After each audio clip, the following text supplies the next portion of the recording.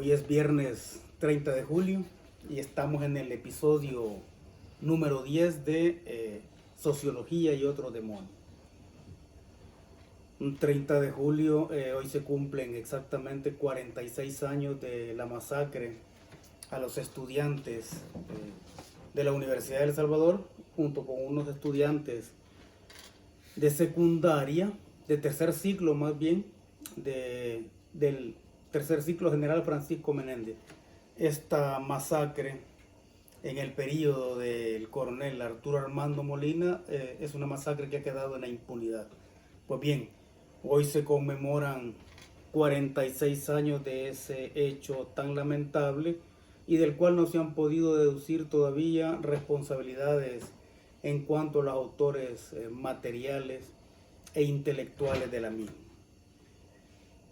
Hemos buscado la palabra correcta para definir esta coyuntura, estos últimos días que hemos estado viviendo, y la única palabra que aparece recurrentemente en el diccionario de los salvadoreños es la palabra sinvergüenzada. Hemos estado viendo en estos días el desfile de una serie de funcionarios a los cuales se les acusa de cobrar sobresueldos jugosos durante los periodos en los cuales ellos estuvieron en los cargos públicos. Pues bien, esta es la coyuntura de la desvergüenza.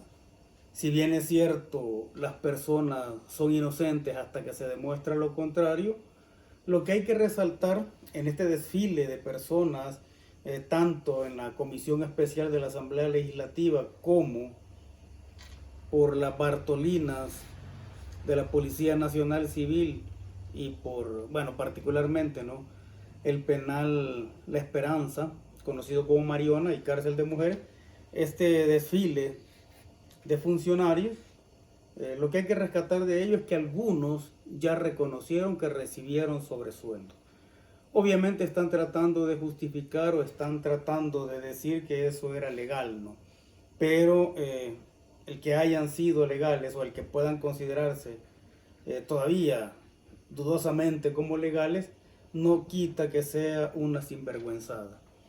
En su momento el presidente Duarte tuvo lo que se conoció como el cheque de la vergüenza. En estos días podríamos hablar entonces de los sobresueldos de la vergüenza o los sobresueldos de la sinvergüenzada, o como dicen algunos o como dice mucha gente en las calles, podríamos estar hablando de los sobresueldos de los sinvergüenzas. Como sea que se les llame, estos sobresueldos son una ofensa moral al pueblo y ha servido, esta coyuntura en particular, ha servido para sacar a flor de piel todo el cinismo de los políticos. Arena, el FMLN, una ONG de derecha llamada Acción Ciudadana y los mismos medios de comunicación social tradicionales anteriormente atacaban o denunciaban la existencia de estos sobresueldos, ¿no? En esta coyuntura en particular, todas estas instancias que antes denunciaron y atacaron y definieron como ilegales o como inmorales los sobresueldos, hoy salen diciendo que son totalmente legales. Habría que pensar en este momento que si la Asamblea Legislativa hubiera tenido una matemática electoral diferente a la que tiene ahora, seguramente no estaríamos viendo este desfile de exfuncionarios que cobraron jugosos sobresueldos durante muchos años en El Salvador, ¿no? Ahora, por otro lado, algunos están tratando de establecer una deliberada confusión entre legalidad y ética para tratar de justificar la existencia de estos sobresueldos, es decir, para justificar la corrupción. En el país nos estamos dando cuenta aún más que la corrupción y la impunidad han sido los gendarmes de la gobernabilidad. Habría que hablar en este momento entonces de una sociología de la corrupción, porque no solo estamos hablando de simples actos de corrupción que cometen de forma individual o personal algunos funcionarios, sino que estamos hablando de actos de corrupción bajo la figura de sobresueldos en este caso, esos actos de corrupción que han servido para garantizar una gobernabilidad neoliberal, al menos durante los últimos 30 años. Ahora, a esto se le conoce como una cooptación de los funcionarios, el entregar sobresueldos que a veces duplican o triplican el sueldo legal devengado por cada funcionario. Entonces, cuando se entregan sobresueldos que son el doble o el triple, estamos hablando de lo que se conoce en sociología como la cooptación de los funcionarios. Eso ya lo vivió Argentina, por ejemplo, solo por mencionar un caso, ¿no? Ya lo vivió Argentina en los años 90 y al final, cuando comparamos tanto la situación vivida en Argentina como la que en silencio y a oscuras vivíamos en El Salvador, lo que podemos decir es que los sobresueldos son al final un desprecio a todos los mecanismos democráticos y un desprecio a todas las condiciones de vida de la población. Porque mientras el pueblo ha estado viviendo con salarios mínimos realmente degradantes, por otro lado teníamos funcionarios y líderes políticos que estaban ganando jugosas cantidades de dinero prácticamente por no hacer nada. Porque cuando nosotros vemos estos últimos años y tratamos de determinar en qué medida esos salarios fueron devengados, nos damos cuenta de que realmente el trabajo aportado ha sido muy poco. Entonces el pueblo ha vivido en estos días, o ha recordado, ¿no? O se ha dado cuenta en estos últimos días de que había sido engañado, defraudado y traicionado por los políticos de estos últimos años. Unos políticos que siempre tuvieron en la boca la palabra pueblo, pero que se estaban lucrando del pueblo. Y no solo mencionemos el hecho de que han tenido salarios competitivos con unas prestaciones sociales y económicas muy distantes de las prestaciones que tiene la clase trabajadora en promedio, sino que estamos hablando de cantidades importantes de dinero que incluso llegan a la sinvergüenzada de indemnizarse cuando han finalizado su gestión como funcionario público, ¿no? Más allá de que sea legal o no esa situación, lo que sí podemos decir es que esa es una situación inmoral, es una situación alejada de la ética, ¿no? Es un desprecio a todas las ilusiones del pueblo cada vez que se ha dirigido hacia las urnas a votar, ¿no? Y acá el pueblo ha tenido en estos últimos años una doble decepción, ¿no?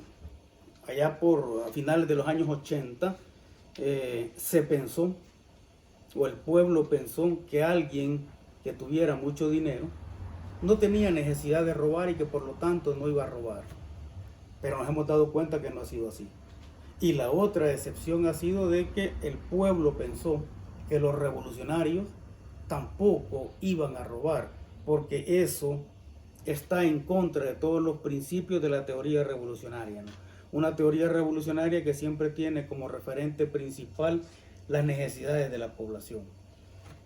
Entonces, repito, ¿no?, que un sobresueldo sea legal, como están alegando en este momento, tanto Arena como el FMLN, no significa que sea legítimo o que sea ético, ¿no? Ahora, ¿cómo se puede justificar un sobresueldo tan sustancial y tan jugoso, un sobresueldo escandaloso, ¿sí?, cuando tenemos un pueblo con hambre, un pueblo con sed de justicia, un pueblo que no puede satisfacer de forma adecuada y digna todas sus necesidades? Ahora, en esta lucha o en esta coyuntura de la vergüenza que hemos estado viviendo, lo que hay que tratar de rescatar es que al menos se están estableciendo las premisas formales para resolver de forma estructural ese problema. Y esa premisa es una iniciativa que se ha metido para reformar el Código Penal en el sentido de que todos los delitos que tengan que ver con la corrupción no prescriban. Eso le ha dado pie a los políticos de derecha, particularmente de Arena y del FMLN, a salir diciendo que quitarle la retroactividad o la irretroactividad, como la queramos ver, ¿no?, desde el punto de vista que estemos planteados en este momento, quitarle eso al Código Penal es ir en contra de la Constitución. Ahora, la irretroactividad en las leyes se refiere a la imposibilidad de poder modificar las consecuencias jurídicas de los actos ya realizados, ¿no?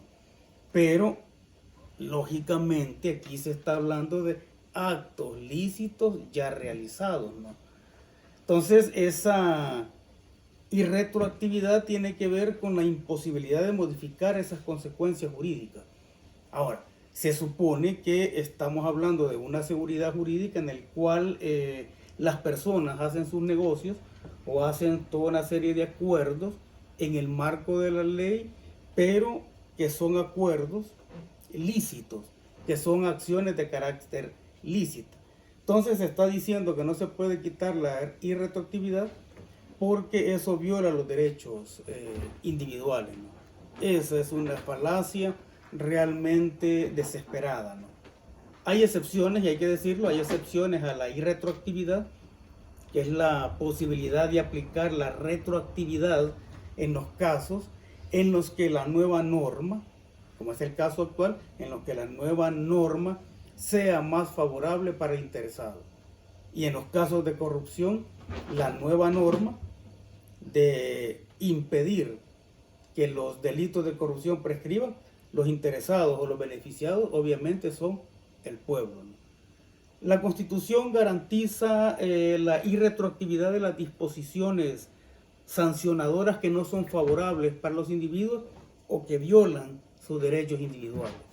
La pregunta que nos debemos hacer entonces es, ¿los corruptos tienen derecho en este país a que no se les persiga después de 10 años?